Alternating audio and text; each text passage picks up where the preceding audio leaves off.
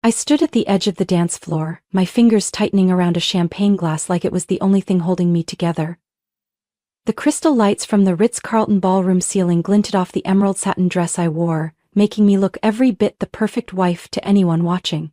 But inside, I was breaking. Right in front of me, my husband, Richard Donovan, was spinning a blonde woman in a tango so seductive it sent a chill down my spine. The woman was Claire Monroe, the youngest associate at Richard's law firm Donovan and Healy. Just last week he said she was just a promising employee.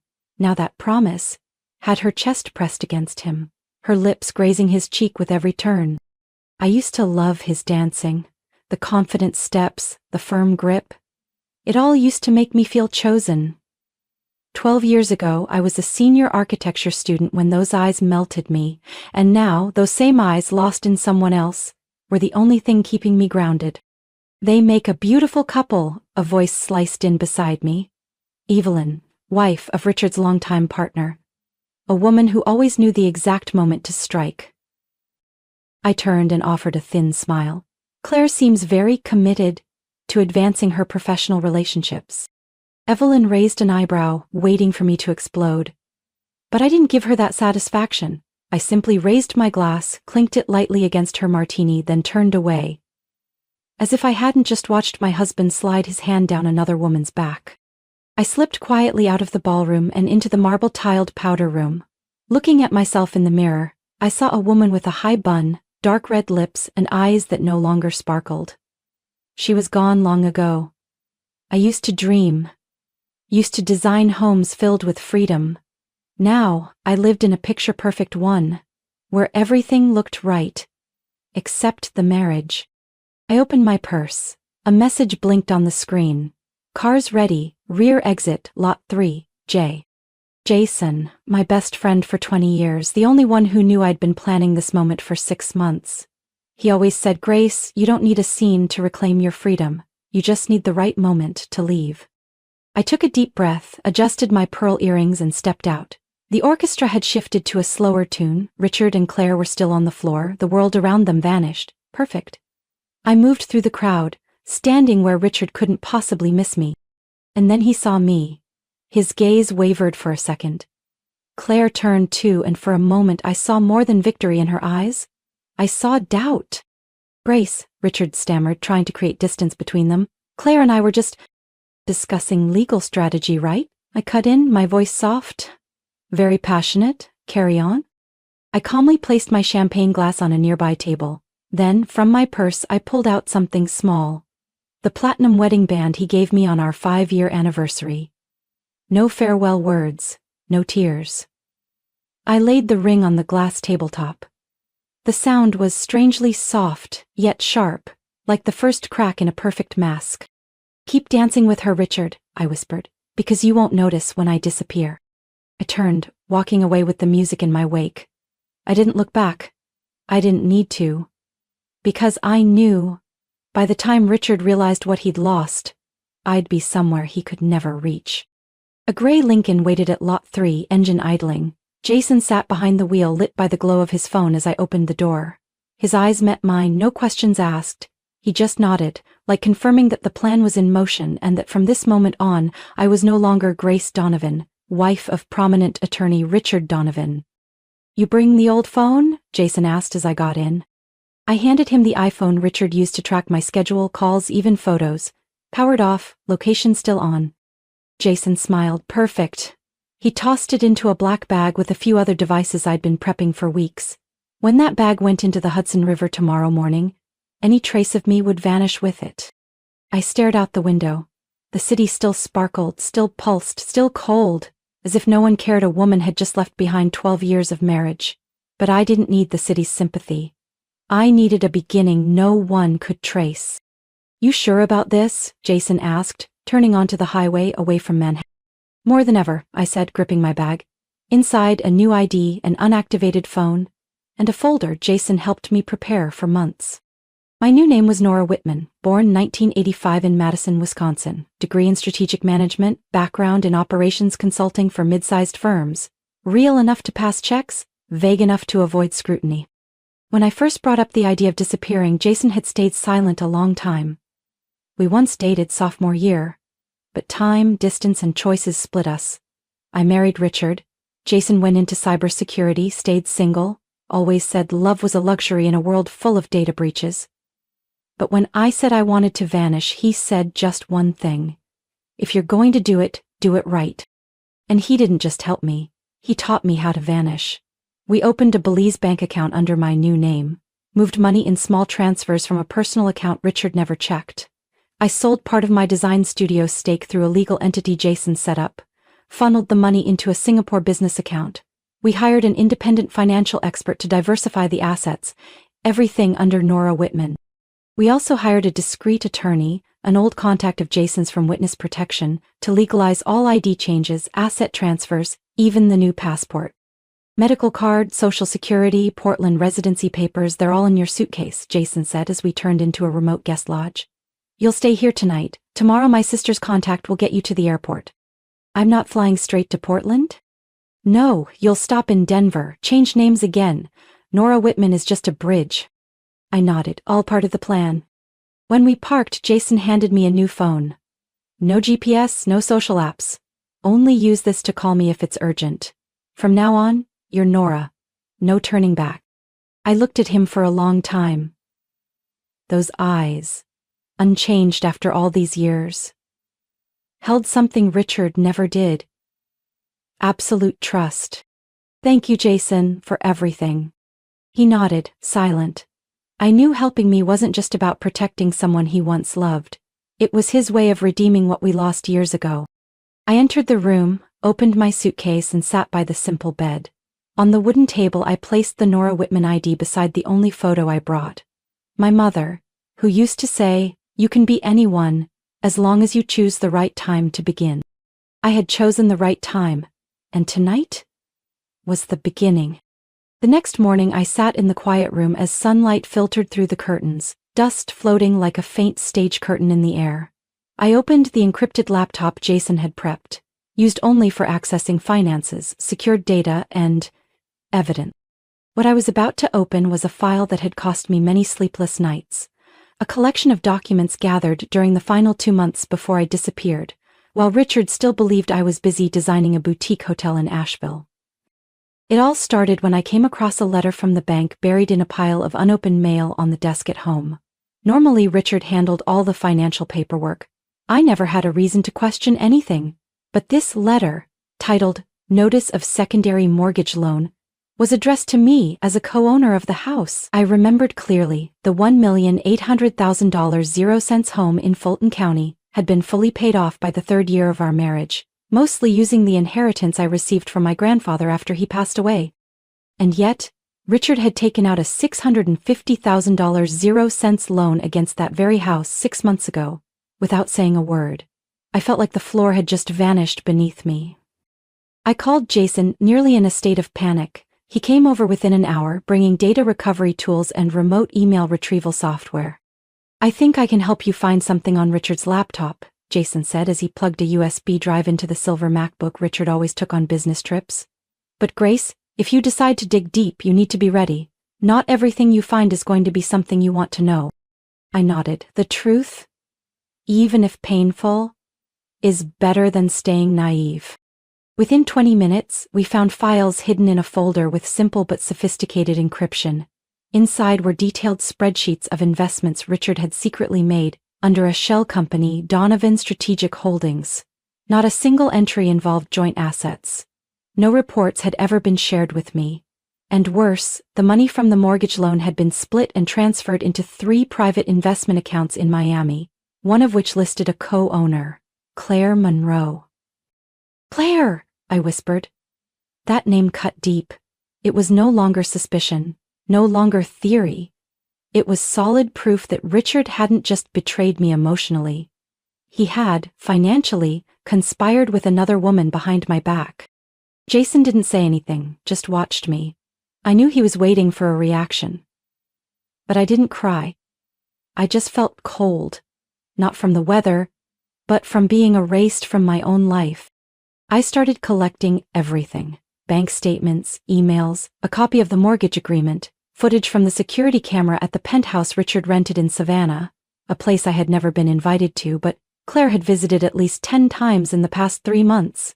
There was even a receipt for a sapphire jewelry set worth nearly $20,000, 0 cents from a boutique jeweler. An exact match to what Claire wore at the firm's end-of-quarter party. The most painful? A hotel reservation receipt from the Four Seasons in Chicago, the same night I stayed home hosting a birthday dinner for his mother. I quietly saved every file, locked them with passwords and uploaded them to a secure cloud system Jason had set up. If you don't log in within 72 hours, Jason said, all this data will automatically be sent to Richard's law partners, the Georgia State Bar, and a financial investigative journalist I know. I nodded again, no words were needed. In that moment I understood. Richard hadn't just planned for a life without me. He'd been building it quietly for over a year, using my money, my effort, and my trust. If I hadn't uncovered it, one day he would have walked away from the marriage as the victor, and I'd be left with the shattered remains of a life wiped clean. But now everything had changed. I didn't need to confront Richard. I just needed to disappear the right way, and let him destroy himself with his own arrogance and bottomless ambition. And when he realized I was no longer there to endure or forgive, he'd learn. Some losses can't be bought back with any contract. 2 days after leaving the suburban safe house, I sat inside a climate-controlled box truck disguised as a medical equipment transport unit. The woman driving, Marcia, was in her 50s, with short hair and a voice like old cigarettes. She didn't ask unnecessary questions. Jason had told me ahead of time, she's the one who'll take you somewhere no one will ever find. That place was a cedarwood cabin deep in the Appalachian woods, on private land in North Carolina. No house number, no cell signal, no Wi-Fi, just rustling leaves, cold air, and the scent of burning wood from the fireplace. "Welcome to your starting point," another female voice said as I stepped inside. Her name was Avery Dean, a behavior and body language specialist who once worked in the Federal Witness Protection Program. Jason had brought her in to help me shed my skin. Not just by changing my appearance, but by teaching me to live as a completely different person. Grace Donovan is an interior designer with refined taste, a standard Midwest accent, polished style, reserved but polite, Avery said, eyes fixed on me. But Nora Whitman, she's someone else. More grounded, strong but not approval-seeking. She leads with logic, not excess emotion. Understand? I nodded, but Avery immediately shook her head. No. Don't nod like that. That's Grace's reflex. Nora keeps her eyes forward, her words brief, and speaks only when needed.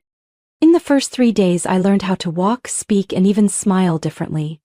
Avery had me stand in front of the mirror for hours, adjusting every micro-expression, from a raised brow to how I turned my body during conversation. I dyed my hair chestnut brown with caramel highlights, a shade Richard once called cheap. I switched to light brown contact lenses, making my eyes colder and more distant. My wedding ring-wearing hands were now painted nude, clean, with no trace left behind. "Next is behavior," Avery said as we ate lunch in the simple, cozy kitchen. "You need to unlearn Grace's reactions. When someone asks, 'Where are you from?' don't hesitate like you're hiding something." Nora grew up in Milwaukee, studied at Greenfield College, worked in Charlotte and Seattle. The answer should be clear and confident. I spent every evening practicing in front of the mirror, introducing myself, repeating the fabricated memories that Jason and I had created to build Nora's background. Each story had a real location, real people who had lived there. Jason had verified it all through old civil records to ensure credibility. On day 4, a new person arrived. Dr. Renee Salazar, a behavioral psychologist. She would help with the internal transformation. "Keeping up appearances is one thing," Renee said during our first session, her voice as soft as a breeze. "But if your feelings and responses don't change, every disguise can eventually be stripped away." She asked me dozens of questions. When was the last time I felt truly happy? Why did I keep my mother's photo in my suitcase? Why did I choose the name Nora? I answered truthfully, that my mother always taught me to know when to walk away. That I chose Nora after her biological mother, who left her husband and raised a child alone in a time when no one encouraged it. And that I kept the photo not out of weakness, but to remember where I came from. Renee smiled. Good, keep that. Memory is the foundation of a new identity. By day 6 I had begun to develop Nora's reflexes. I walked with confidence, no longer seeking eye contact for validation. I spoke concisely, no longer asking for permission to speak. I stopped reaching for my left wrist, where a wedding band used to leave a mark. I no longer softened my voice when expressing an opinion. That night Avery handed me a file, a driver's license, an employee badge from a strategic consulting firm in Portland, and the financial records of a bank account under the name Nora Whitman. "You're ready?" Avery said. "From now on, Grace Donovan is officially gone. You are Nora, and you live as her, if you truly want to survive." I held the file and something swelled in my chest, not fear, but relief. 1 month after officially becoming Nora Whitman, I was living in a small apartment on the outskirts of Portland. It wasn't luxurious or glamorous, but it was quiet enough for me to hear my own voice, the one that had been silenced for years beneath the noise of a performative marriage. Each morning I brewed my coffee, opened my encrypted laptop, and logged into the secure account Jason had set up for me. Not to check a bank balance, but to track the progress of another plan. The unraveling of Richard Donovan. I never planned on revenge. But when I found out he'd mortgaged my house, embezzled marital assets, and plotted to erase me from all financial rights, I was left with no choice but to let him destroy himself, with a little help from me. Jason was the one who triggered the emergency data package just a week after I left Georgia.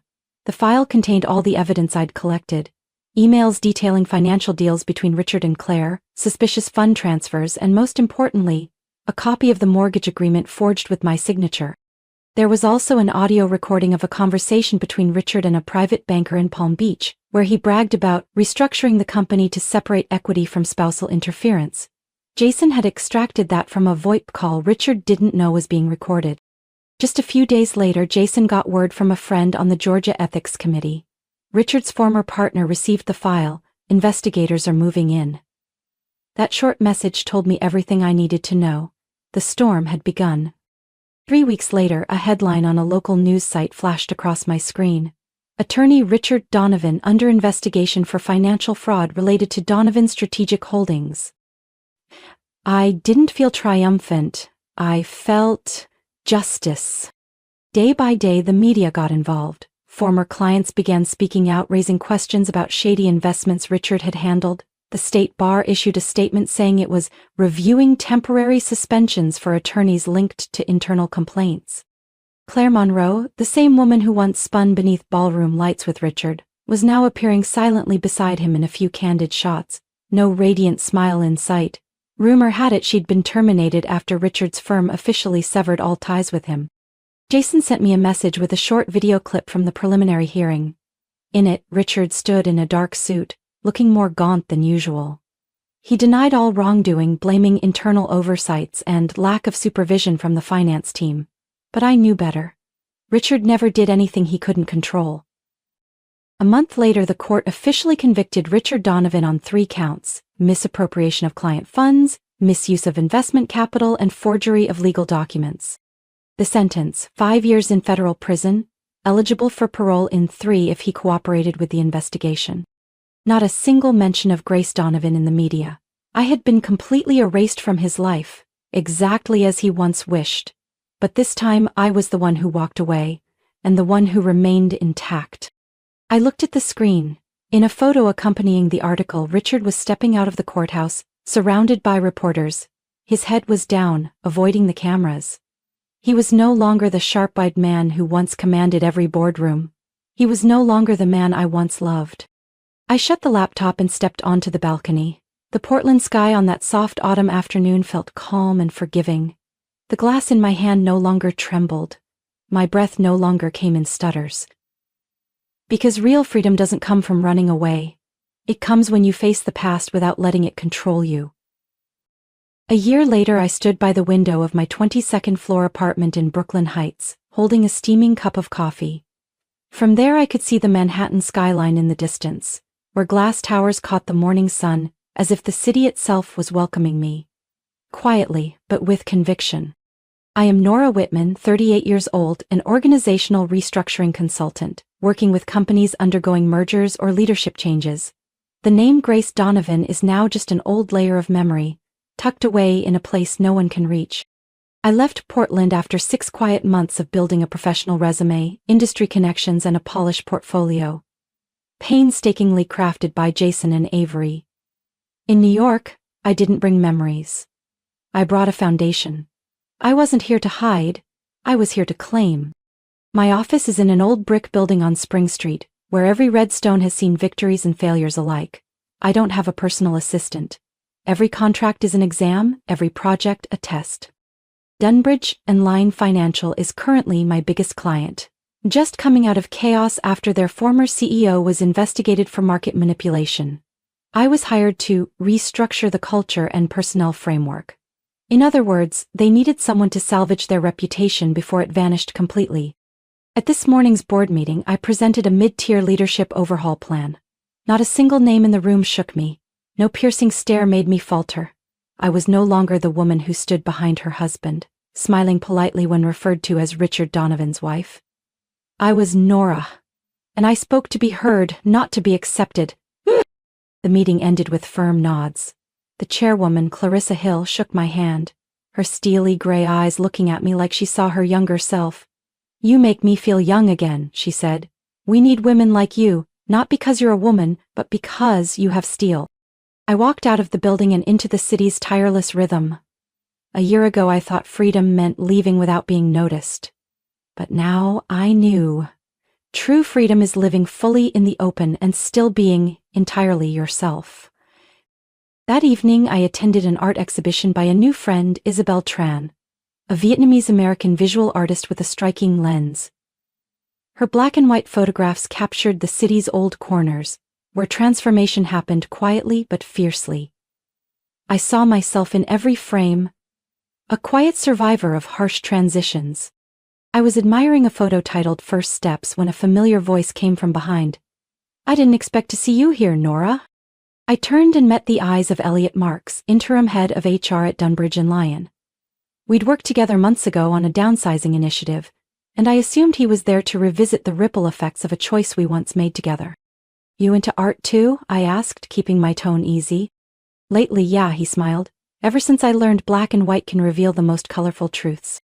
We talked a while about photography, about work, and then about the rare stillness in a city that never sleeps. He didn't ask anything more. No probing into the past. Maybe because he saw in me something I'd spent a year reclaiming. A presence that didn't require validation from anyone else. Back at the apartment, I received an email from Jason. "Fulton House has been foreclosed, case closed." I stared at that line for a long time, then quietly deleted it. Not because I didn't care, but because I no longer needed to hold on to the things that once held me back. I walked to my desk, opened my laptop, and finalized a new strategic proposal for a law firm looking to rebrand after a scandal. Ironically, in the very field Richard once dominated, I was now helping redefine the standard. And I didn't need to boast about it. My life now has no scars from the past, no aftershocks from a broken marriage, no shadow belonging to anyone but myself. That Friday afternoon, like clockwork, I received a message from the encrypted security system Jason built over a year ago. "Safety check confirmed, code Nightingale." A brief, clean message, but it carried the weight of a year of escape, transformation, and rebirth. I sat in the warm kitchen of my Brooklyn apartment, chamomile tea in hand, the sunset casting gold across the Manhattan Bridge through the large window. That message no longer carried the urgency it once did. Now, it was a quiet reminder. I'm still here, alive, free, and no longer anyone's possession. I opened my laptop and browsed the financial news sites I still checked every weekend, a habit that hadn't faded. One headline in the business ethics and law section made me pause. Victoria Blake steps down from Altura Capital amid financial scandal tied to Richard Donovan. I read slowly. Victoria had returned to San Diego 3 months ago after being ousted from the executive board. No more images of her at Richard's side at black tie events. No more ambitious speeches about global innovation funds. To the media, she was now just another woman who trusted the wrong man, and paid for it with her entire reputation. And Richard? He was serving time in a federal prison in Ohio, spending the next 5 years rethinking moves he once believed were clever. I read an analysis piece suggesting that if he hadn't tried to move assets so quickly, if he hadn't forged my signature on that loan contract, maybe things wouldn't have crumbled so fast. But that if was never for people who believed they were smarter than everyone else, and he, the man who once ruled an entire law firm, never saw the one thing he couldn't control coming. Me. Catherine Elliott, the woman who once smiled gently beside him in press photos, who once stepped back so he could take the stage, had completely vanished from his world. No farewell, no trace, and certainly no control left for him to hold on to. I stood up and pulled a small walnut box from the drawer. Inside, along with a few leftover personal keepsakes, was a handwritten card from my mother. The ink had faded over time, but the words still held. You can start over, as long as you don't lose yourself. Back when I was Grace, I believed I had to sacrifice pieces of myself to preserve the marriage. I thought silence was a mark of maturity. Now I understand that silence only pulled me further away from who I was. And rebirth doesn't come from running. It comes from choosing to live honestly with myself, with my memories, and with the future. That evening, Isabel and I attended the opening of a new art space on the Lower East Side. As I stepped in, I caught my reflection in a large pane of glass. Nora Whitman. Chestnut hair, bright eyes, steady gaze, squared shoulders, a smile that owed no one anything. A woman that Richard, even if he passed right by, would never recognize. We raised our glasses to celebrate the new space. Isabel tilted her head and asked softly, "Do you ever think about seeing him again, just to say something?" I smiled and shook my head. I don't need to see him. I once left in silence, but that silence was the loudest thing I've ever said. And now, I'm living the part of life he never thought I was capable of.